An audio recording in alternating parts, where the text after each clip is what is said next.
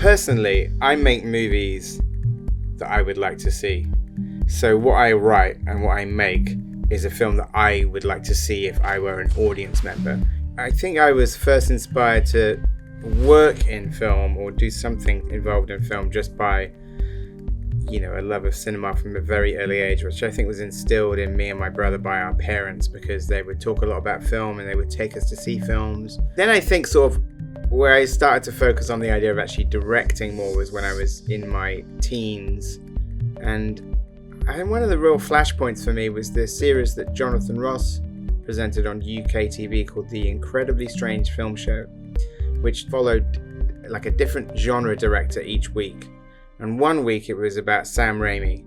And I think I saw this in 1988, so I was 14. And there was a documentary about him, and specifically about The Evil Dead and Evil Dead 2, and also the fact that he'd started making Super 8 films when he was a kid. And that to me was like the final push that I needed.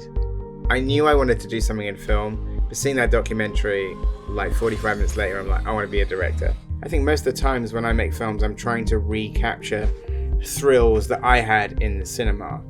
The weird thing with Scott Pilgrim is that, it didn't kind of like break through in a big way initially, but then very quickly became a cult item where suddenly it was like on the midnight circuit.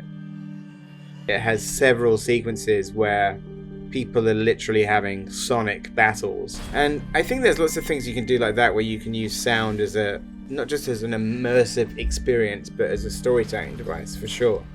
I think back at the sort of the films that like had the most impact on me growing up, that had a huge element of that, where the sort of the use of sound and music is sometimes the whole show.